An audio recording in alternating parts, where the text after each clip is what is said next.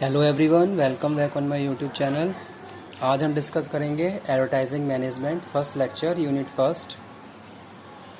तो unit first हम start करने जा रहे हैं। सबसे पहले हम क्लियर करेंगे बेसिक कॉन्सेप्ट ऑफ मैनेजमेंट, ठीक है, एडवर्टाइजिंग मैनेजमेंट। उसके बाद हम डिस्कस करेंगे इसके क्या नेचर, क्या कैरेक्टरिस्टिक्स हैं। आज का लेक्चर बेस्ड है various definitions and the concept of advertising management. Okay, so let's start the topic.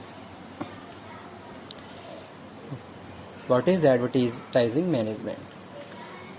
Here I have written some definitions. One by one I am reading and explaining. Okay, so let's start. Advertising management is a planned managerial process designed to oversee and control the various advertising activities involved in a program to communicate with firms' target market and which is ultimately designed to influence the consumer purchase decisions. Simply अगर हम बात करें advertisement की, ठीक है, तो अगर हम बात करें एडवर्टीज़मेंट की तो आपने देखा होगा जब हम टेलीविज़न देखते हैं तो अगर हम कोई मूवी देख रहे हैं, ठीक है, या कोई डेली सोप चल रहा है या कोई सीरियल चल रहा है, कुछ भी प्रोग्राम, चाहे हम इवन कोई न्यूज़ चैनल देख रहे हैं, तो आपने देखा होगा बीच बीच में शॉर्ट वीडियोस जो आते हैं वो क्या है, एडवर्टीजमेंट्स हैं। उसमें क्या होता है, वो कोई भी उनका जो प्रोडक्ट है उसको क्या कर रहे हैं, प्रमोट कर रहे हैं। प्रमोट करना मतलब placing in the I of the customer, या फिर हम बात करें जो भी उनकी टारगेट ऑडियंस है, जो उनका टारगेट एरिया है, वो क्या कर रहे हैं, वो जो भी उनका प्रोडक्ट है उससे रिलेटेड इन्फॉर्मेशन अपने जो भी उनके टारगेट एरिया के जो कस्टमर्स हैं उन तक पहुंचा रहे हैं, ठीक है। तो वो क्या है, सिंपली अगर मैं बात करूं तो ये एडवर्टाइजिंग है। It means they are advertising their product and services to their targeted customers. Okay, अब यहाँ पे हम बात कर रहे हैं एडवर्टाइजिंग प्लस मैनेजमेंट, कि किस तरीके से हम एडवर्टाइजिंग मैनेजमेंट के कॉन्सेप्ट को प्रोसीड कर सकते हैं, ठीक है। क्योंकि जैसे आपने देखा होगा आज के टाइम में जैसे जैसे टाइम चेंज हो रहा है, ओके, टाइम चेंज हो रहा है तो कस्टमर की नीड, कस्टमर की वांट, कस्टमर की डिज़ायर जो भी है वो टाइम टू टाइम चेंज होती जा रही है। जैसे जैसे इनोवेटिव प्रोडक्ट मार्केट में आते जा रहे हैं वैसे वैसे एडवर्टाइजिंग का कॉन्सेप्ट भी चेंज होता जा रहा है। ओके, अब इस केस में, इस सिचुएशन में हमें ज़रूरत है कि हम अपने आप को क्या करें, उस चीज़ के लिए रेडी रखें। तो वो हम यहाँ पे हम बात कर रहे हैं एडवर्टाइजिंग मैनेजमेंट, कि जिस तरीके से जो जो प्रैक्टिसेस, इनोवेटिव प्रैक्टिसेस मार्केट में आती जा रही हैं, हमें भी अपने आप को उस हिसाब से रेडी रखना है ताकि हम कस्टमर को, मैक्सिमम कस्टमर को इन्फ्लुएंस करते हुए हमारी जो भी सेल्स है उसको इंक्रीज कर सकें और मार्केट में अपने प्रोडक्ट को लॉन्ग टाइम तक सस्टेन करके रख सकें। तो स्टूडेंट्स, ये सारी चीज़ें हम तभी कर सकते हैं जब हमने प्रॉपरली हर चीज़ को मैनेज करके रख रखा है, ठीक है। तो वही क्या है, दैट इज, अगर हम मार्केटिंग की बात करें और एडवर्टाइजिंग की बात करें तो ये क्या है, एडवर्टाइजिंग मैनेजमेंट ही है। जैसे कि यहाँ पे डेफिनेशन में लिखा हुआ है, advertising management is a planned managerial process, ठीक है। तो ये भी क्या है, एक प्लान्ड मैनेजरियल प्रोसेस है, यानी कि each and everything you have plan. आपने क्या करा, सारी चीज़ों के लिए प्लानिंग करी, ठीक है। जो भी मैनेजरियल प्रोसेस है उसको प्रॉपरली आपने प्लान वे में एक तरीके से स्ट्रक्चराइज कर लिया ताकि आप मैक्सिमम कस्टमर को इन्फ्लुएंस कर सकें, ठीक है। तो वो क्या है, advertising management is a plan managerial process design to oversee and control the various advertising activities, ठीक है। आप क्या कर रहे हो, एडवर्टाइजिंग एक्टिविटीज को डिजाइन कर रहे हो और जहां जहां मॉडिफिकेशन की रिक्वायरमेंट है according to the need of the customer, आप उसको क्या कर रहे हो, मॉडिफाई भी कर रहे हो, उसको चेंज भी कर रहे हो, ठीक है। That is also advertising management. Control the various advertising activities involve in program to communicate with firms target market and which is ultimately design to influence the consumer purchase decision. अब यहाँ पे हम नेक्स्ट टर्म की इस definition की बात कर लेते हैं, डिजाइन सॉरी, हाँ, design to influence the consumer purchase decision. अब कंज्यूमर के परचेज डिसीजन को हम किस तरीके से इन्फ्लुएंस कर सकते हैं, that is a very important terms of marketing और एडवर्टाइजिंग। ओके, अब कम्युनिकेशन किस तरीके से हम उसके परचेजिंग डिसीजन को चेंज कर सकते हैं, तो communication is very important source. Okay, आप किस तरीके से कम्युनिकेट करेंगे ताकि उसके परचेज डिसीजंस को हम इन्फ्लुएंस कर सकें। ओके, उस कौन कौन से ऐसी सोर्स हैं जहां हम इन सारी चीज़ों को प्रोसीड कर सकते हैं, तो कहीं ना कहीं ये सारी चीज़ें हम किस में ऐड कर रहे हैं, एडवर्टाइजिंग मैनेजमेंट में ही बात कर रहे हैं। ठीक है, कोई भी फर्म है, कोई भी कंपनी है, कोई प्रोडक्ट लेके आ रही है, उस प्रोडक्ट को वो किस तरीके से अपने कस्टमर से अवेयर करेगी, किस तरीके से सारी इन्फॉर्मेशन कस्टमर को कम्युनिकेट करेगी, किस तरीके से उसके परचेज डिसीजन को इन्फ्लुएंस करेगी, तो ये सारी चीज़ें हम बात कर रहे हैं किसमें, एडवर्टाइजिंग मैनेजमेंट में। ठीक है, तो इसमें क्या है, जो हमारी कंपनी है, जो भी हम अगर सपोज हम कोई कोई भी प्रोडक्ट परचेज कर रहे हैं, तो सबसे पहले हम क्या करेंगे, कस्टमर को प्रॉपर्ली आइडेंटिफाई करेंगे। कस्टमर आज के टाइम में कैसा प्रोडक्ट चाहता है, अगर हमने कोई टारगेट एरिया डिसाइड किया है तो वहाँ पे कस्टमर पे फोकस करेंगे, पहले एक तरीके से कंज्यूमर पे रिसर्च कर लेंगे, उसके बाद हम अपनी एडवर्टाइजिंग एक्टिविटीज़ को फॉलो करेंगे। तो ये सारी चीज़ें भी हम बात कर रहे हैं किसमें, एडवर्टाइजिंग मैनेजमेंट में। ओके, नेक्स्ट वन यहाँ पे लिखा हुआ है, advertising simply put is telling and selling the product. अगर हम एडवर्टाइजिंग की बात करें तो एडवर्टाइजिंग क्या है, telling and selling. Telling include here healthy communication with our customers.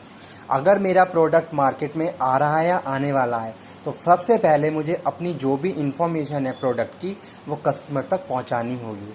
ठीक है, एक हेल्दी कम्युनिकेशन मुझे अपने कस्टमर से रखना होगा, और साथ के साथ जो भी रेलिवेंट इन्फॉर्मेशन है जो मेरे प्रोडक्ट से रिलेटेड है, वो सारी इन्फॉर्मेशन मुझे अपने कस्टमर तक पहुंचानी है। तभी मैं अपने कस्टमर को परसुएट कर सकता हूं कि वो मेरे प्रोडक्ट को खरीदें, मैक्सिमम टाइम तक उसको खरीदें, और बाद में उसको बहुत पॉजिटिवली रिस्पॉन्स के साथ हमें अपना फीडबैक दें। तो स्टूडेंट्स, ये सारी एक्टिविटीज़ भी कब तभी हो सकती हैं जब हमने प्रॉपर्ली सारी इन्फॉर्मेशन अपने कस्टमर को पहुंचाई। ठीक है, और जब कस्टमर को हम ये सारी इन्फॉर्मेशन पहुंचा देंगे तो कहीं ना कहीं हम उसको परसुएट कर लेंगे, उसको मोटिवेट कर लेंगे, ताकि वो हमारा प्रोडक्ट खरीदना स्टार्ट कर देगा। ठीक है, तो यानी कि यहाँ पे दोनों ही कॉन्सेप्ट फॉलो हो रहे हैं, टेलिंग एंड सेलिंग। यानी कि कस्टमर हमारे प्रोडक्ट के बारे में हम इन्फॉर्मेशन भी दे रहे हैं और साथ में अपना प्रोडक्ट उसको बेच भी रहे हैं। तो दोनों ही चीज़ें किसके थ्रू हो रही हैं, एडवर्टाइजिंग के थ्रू। ठीक है, जैसे आपने देखा होगा बहुत सारे ऐड आते हैं टेलीविज़न पे, आपने बहुत सारे ऐड देखे होंगे। अब उन ऐड में क्या होता है, वो अपने जो भी उनका जो प्रोडक्ट है वो इन्फॉर्मेशन अपने कस्टमर को दे रहे हैं, साथ के साथ कस्टमर उससे क्या हो रहा है, परसुएड हो रहा है, मोटिवेट हो रहा है, और अपने वो उसके परचेज डिसीजंस को चेंज भी हो रहे हैं, यानी कि वो उस प्रोडक्ट को खरीद भी रहा है जाके। ठीक है, तो इस तरीके से एडवर्टाइजिंग क्या है, advertising is a concept of telling and selling the product. ठीक है, जैसे मैं एक और एग्जांपल कोट करता हूँ। यहाँ पे आपने देखा होगा बहुत सारे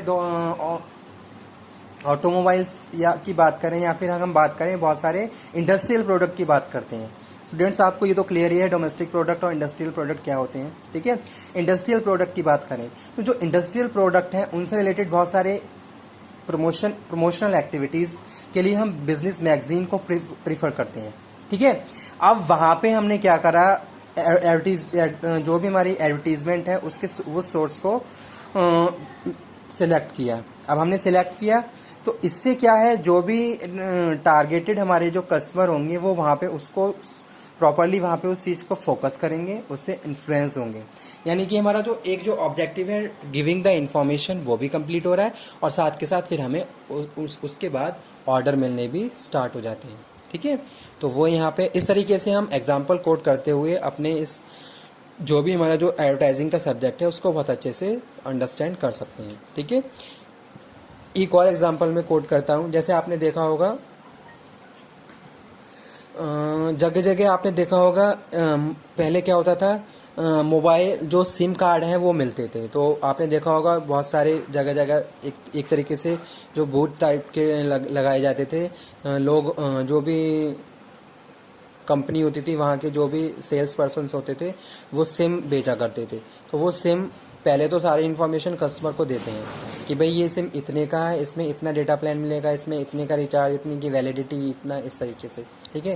तो एक तरीके से वो क्या कर रहे हैं, सारी चीज़ें बता भी रहे हैं और साथ के साथ वो बेच भी रहे हैं।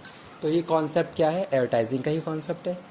ओके, तो एक और एग्जांपल मैं कोट करूं आपको। जैसे आप